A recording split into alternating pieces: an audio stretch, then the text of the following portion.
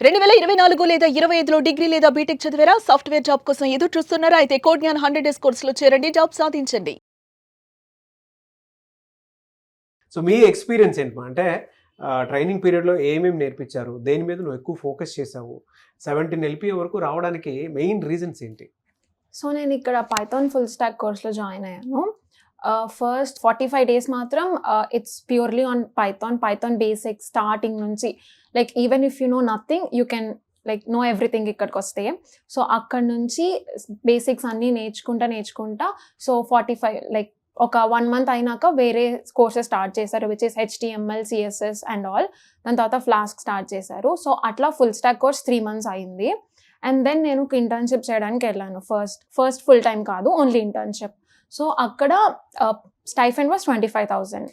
So దాని తర్వాత మెల్లగా నా పర్ఫార్మెన్స్ చూసి దే సెడ్ ఇలా నీకు ఇంటర్వ్యూ ఎగ్జామ్ ఉంటుంది, దాన్ని బట్టి ఫుల్ టైం చేస్తామని. సో అవన్నీ అయినాక జూలై నుంచి ఫుల్ టైం అని చెప్పారు. ఓకే, జూలై నుంచి ఫుల్ టైం అని చెప్పారు. Yeah, good. సో ఈ ట్రైనింగ్ పీరియడ్‌లో ఏమేమి నేర్చుకున్నారు? మీ ఎక్స్‌పీరియన్స్ ఏంటి? అండ్ ఇంటర్వ్యూ ప్రాసెస్ అదంతా ఉంటుంది కదా, అసలు ఏ విధంగా జరిగింది? ఇక్కడ ట్రైనింగ్ అయితే ఫస్ట్ 1 మంత్ పైథాన్ మీదే చెప్పారు.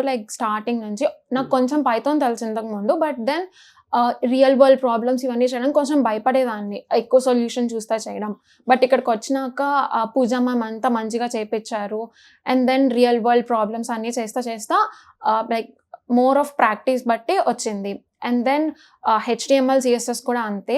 అండ్ దెన్ నాకు ఇంటర్న్షిప్ స్టార్ట్ అయింది. అక్కడ ఐ వర్క్డ్ ఆన్ ఒక ప్రాజెక్ట్ ఫస్ట్ 1 మంత్. తర్వాత 2 మంత్స్ డాష్ బోర్డ్స్ చేపించారు ప్రాజెక్ట్ గురించి, user behaviour and all. So అలా 3 మంత్స్ అయిపోయింది. అండ్ దెన్ చాలా నేర్చుకున్నా. ఒక ఎక్స్పీరియన్స్ వచ్చింది how outside companies treat us అని చెప్పి, ఎలా ఉంటుంది కార్పొరేట్ లైఫ్ అంతా. So I was little confident, okay I can do this full time job అని చెప్పి. సో ఫైనల్లీ ప్లేస్ అయ్యారు. గుడ్. సో మీ స్టూడెంట్ గురించి మీరు ఏం చెప్తారు సార్? అంటే ఒక స్టూడెంట్ 17 ఎల్‌పీఏ వరకు వెళ్ళారు అని అంటే కొన్ని స్కిల్స్ మీద డెఫినెట్గా ప్రతి పిల్లలు నేర్చుకోవాల్సినవి కొన్ని ఉంటాయి. 4 మేజర్ స్కిల్స్, అంటే దేని మీద ఎక్కువ ఫోకస్ చేస్తే పిల్లలు అక్కడ వరకు రీచ్ అవుతారంటారు అసలు? సార్ ఫస్ట్ థింగ్, ఒక స్టూడెంట్కి ప్రాబ్లమ్ సాల్వింగ్. ఇప్పుడు వీళ్ళు కూడా ఇప్పుడు తిన్న స్టోరీ చూసుకుంటే ముందు చాలా చిల్గా ఉండేవాళ్ళు.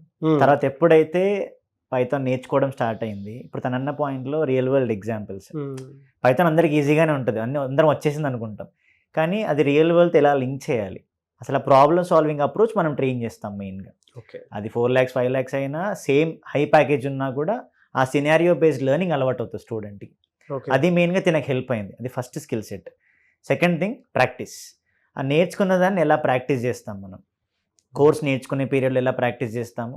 నేర్చుకున్నాక ఇంకా తినకేంటి, తన ఫైనల్ ఇయర్ ప్రాజెక్ట్ కూడా గ్రూప్తో వచ్చినప్పుడు ఆ ప్రాజెక్ట్ మీద డైలీ తను కూర్చొని ఆ ప్రాబ్లం ఎలా సాల్వ్ చేయాలో చాలా క్లియర్గా నేర్చుకుంది. అంటే అక్కడ ప్రాజెక్ట్ బేస్డ్ లెర్నింగ్ అలవాటైంది తనకి. అంటే ప్రాజెక్ట్ చేస్తూ అక్కడ NLP మాడ్యూల్స్, AI పార్ట్ కూడా తను నేర్చుకుంది. సో ఇప్పుడు తనకి ఆ పాయింట్ హెల్ప్ అయింది. సెకండ్ ప్రాక్టీస్తో పాటు థర్డ్ ప్రాజెక్ట్ బేస్డ్ లెర్నింగ్.